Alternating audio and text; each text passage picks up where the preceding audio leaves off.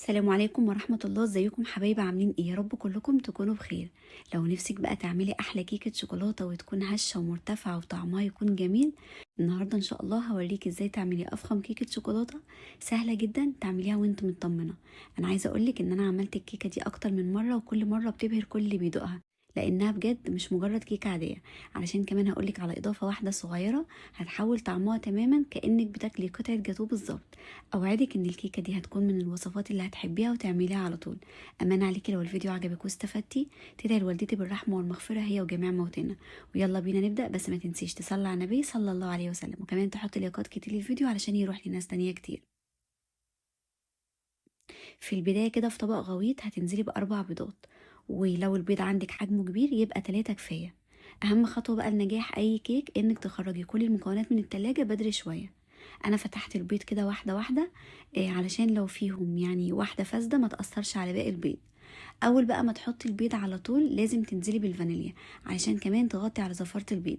انا استخدمت النهارده حوالي كده نص معلقه صغيره من الفانيليا السايله، لكن لو اللي عندك بودر يبقى حطي 2 كيس هيدوكي نفس النتيجه. زودت عليهم كمان رشة ملح بتساعد جدا ان البيض يعني لونه يفتح ويعيش معاكي بسرعة، وده طبعا بيساعد ان الكيكة بتاعتك تكون عالية ومرتفعة. بعد كده ضيفي عليهم كوباية وربع من السكر. يعني لو بتحبي بقى سكرها مظبوط فالكمية دي تمام جدا، بتحبي سكرها يكون زيادة شوية يبقى كوباية ونص. مش شرط خالص سكر ناعم، عادي سكر خشن مفيش اي مشكلة. والكيكة النهاردة سهلة خالص هنعملها في الخلاط، ولكن انا استخدمت الهاند بلندر علشان الخطوات تكون واضحة ليكي. استخدمي بقى انت الخلاط او حتى المضرب اليدوي، كله هيديكي نفس النتيجة. المهم انك لازم تخفقي البيض مع الفانيليا والسكر كويس جدا لحد بقى ما تلاقي السكر داب تماما والبيض بقى هايش وحجمه زاد معاكي بالشكل اللي هتشوفيه ده. كده تمام. هتعرفي بقى ان السكر داب كويس لو عمل فقاعات هواء على الوش، لان السكر يعني ده اهم سبب في نجاح الكيك. خلي بالك لازم تبالغي شوية في الوقت، يعني في المرحلة او في الخطوة دي، علشان السكر لو ما دابش كويس الكيكة هتطلع معاكي مكتومة واستحالة ترتفع. طيب في الوقت ده بقى تكوني محضرة الزيت، وانا النهاردة هستخدم زيت على زبدة او زيت على سمنة المتوفر عندك. بس بجد الزبدة بتفرق جدا في نعومة الكيك وكمان في طراوتها. اهم حاجة انك لازم تاخدي الزبدة او السمنة تفكيها كده على النار علشان في النهاية تكون الكمية كلها كوباية، يعني كوباية زيت على سمنة او زيت بس او زيت على زبدة. طيب لو وصلتي بقى معايا لحد هنا في الفيديو بتمنى تنزلي تحت في التعليقات وما تنسيش الكومنت اللي هنصلي بيه على الرسول عشان كلنا ناخد الاجر والثواب مع بعض. اللهم صلي وسلم وبارك عليك يا حبيبي يا رسول الله. طيب خلي بالك برضو لازم توحدي الكوبايه اللي هتعايري بيها كل المكونات علشان المقادير بتاعتك تطلع مظبوطه.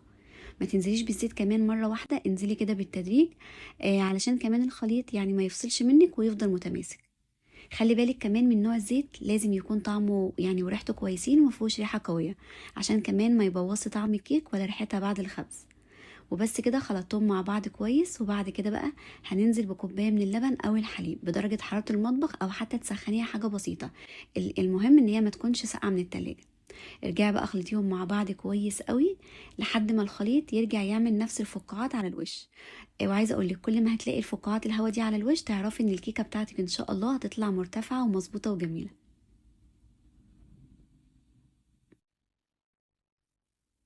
كده تمام. بعد ما تخلطيهم بقى في الوقت ده هتكوني محضره المكونات الجافه. طيب بنفس الكوبايه اللي استخدمتيها قبل كده هتملي الكوبايه من الدقيق بس من غير ما تضغطي عليها. يعني سيبي الدقيق كده ياخد راحته علشان ما تزوديش الكميه من غير ما تحسي، وده طبعا اللي بيخلي الكيكه بتاعتك تطلع مكتومه وناشفه، انك بتحطي كميه دقيق زياده عن المقادير. ضروري تنخلي الدقيق كويس جدا علشان ده بيساعد الكيكه انها تبقى هشه ومليانه هوا من جوه. ما تحطيش كميه الدقيق كمان كلها مره واحده علشان الكيكه ما تهبطش منك وتطلعي بقى الهوا اللي احنا دخلناه جوه الخليط. انزلي في الاول كده بكوبايتين،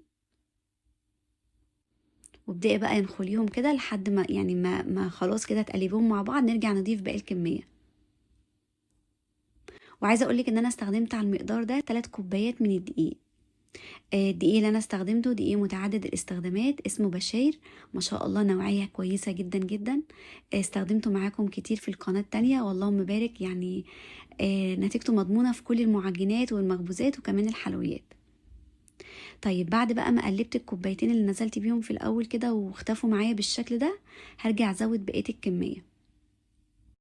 زودت بقى الكوباية الباقية من الدقيق علشان المقدار زي ما اتفقنا يبقى 3 كوبايات من الدقيق، وزودت عليهم نص كوباية من الكاكاو الخام او الشوكولاتة الخام الاسباني، بجد بتدي نتيجة حلوة جدا لكيكة الشوكولاتة.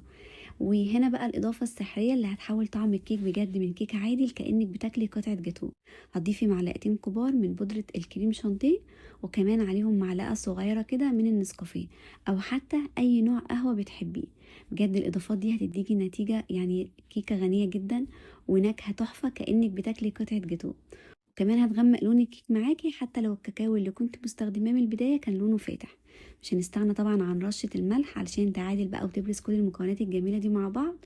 وهنرجع بقى نخلهم مع بعض كويس، لان طبعا اوقات كتير بتكون الشوكولاتة بيكون فيها كده تكتلات او قطع كده حبيبات صغيرة. دي طبعا لو ما نخلتهاش هتأثر على قوام الكيك وكمان هتهبطه معاكي. طيب لو لسه بقى مكملة معايا الفيديو لحد هنا، بتمنى تحطي لايك للفيديو، وكمان ما تنسيش تصلي على النبي في التعليقات علشان كلنا ناخد الأجر والثواب مع بعض. اللهم صلي وسلم وبارك عليك يا حبيبي يا رسول الله. هنقلب بقى كل المكونات مع بعض، بس أهم حاجة بقى تاخدي بالك منها في الوقت ده إنك تقلبي في اتجاه واحد، وده طبعا علشان تحافظي على الهواء اللي دخل جوه الخليط. هتلاحظي بقى في البداية وانتي بتقلبي إن القوام تقيل جدا، بس ده عادي طبعا هنظبطه دلوقتي مع بعض واحنا شغالين. اهم حاجه بس تقلبي كده لحد ما الدقيق يختفي معاكي تماما وما يكونش ليه اي اثر. في الوقت ده بقى هتضيفي البيكنج باودر، وانا النهارده استخدمت الكيك شيف اللي هو 23 جرام. اكيد لو هتستخدمي البيكنج باودر يبقى كفايه معلقه بس تكون مليانه، ما تستخدميش الكيس كله، لان مفعول البيكنج باودر غير خالص مفعول الكيك شيف. انزلي بقى بالكيس كله كده، وزودي عليه معلقه كبيره مليانه من الخل بتاع الاكل، مفيش اي مشكله. هنزود عليهم كمان كوبايه الا ربع من الميه السخنه، بتفرق جدا جدا في نعومه الكيك، وبجد هتحسي كده انها مسقيه وطريه جدا من جوه. هتلاحظي كمان اول ما تزوديها كده فوران، وده طبعا اللي بيخلي الكيكه بتاعتك تعلى وتفور جوه الفرن. ما شاء الله كمان بيديها نتيجه حلوه جدا.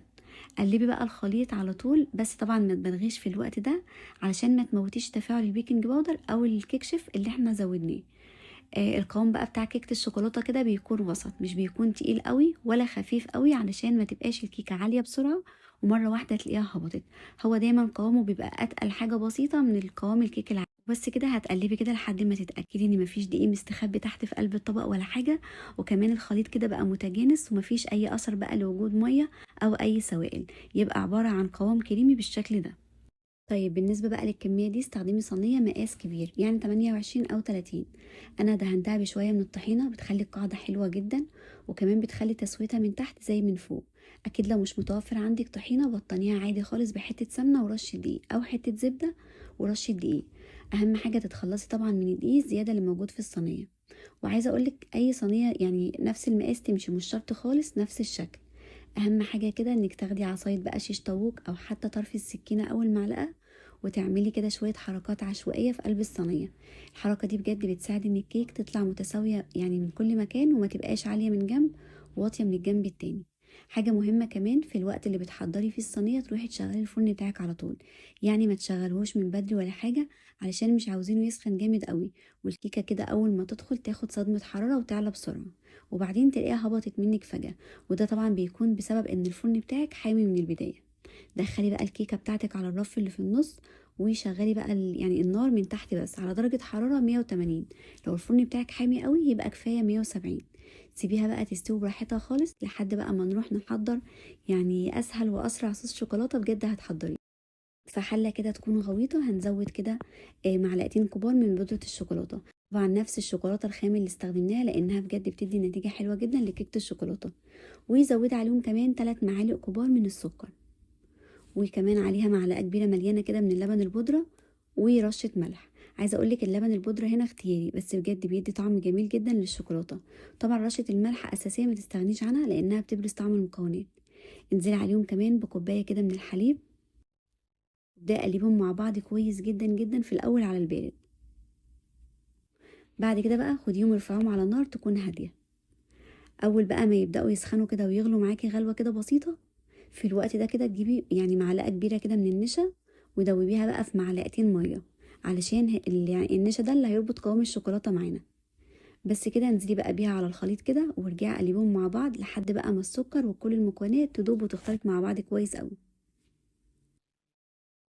اول بقى ما تلاقيها غليت كده على طول طفي النار، وفي الوقت ده على طول كده زودي مكعبين من الزبدة. وعايزة اقولك ان سخونية الشوكولاتة طبعا هتسيح الزبدة في ثواني. بجد جربي صوص الشوكولاتة بالطريقة دي هيعجبك جدا. وهنا بقى اللهم بارك الكيكة كانت استوت واخدت ارتفاع كده حلو جدا. قعدت في الفرن تقريبا 45 دقيقة. انا شغلت الشواية في اخر 5 دقايق. ما شاء الله طبعا طرية جدا، اختبرتها كده بخل من جوه لقيتها مستوية وتمام.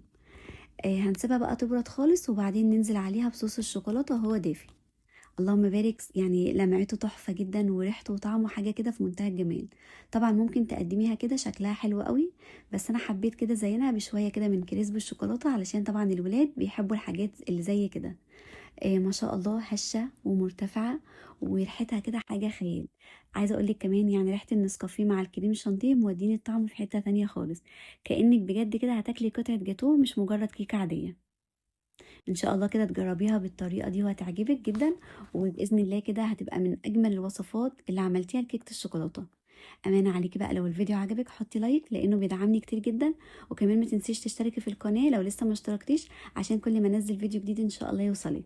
مستنياكم كالعاده تجربوها وترجعوا تكتبوا لي على الطعم والريحه. واسيبكم في حفظ الله واقول لكم مع السلامه.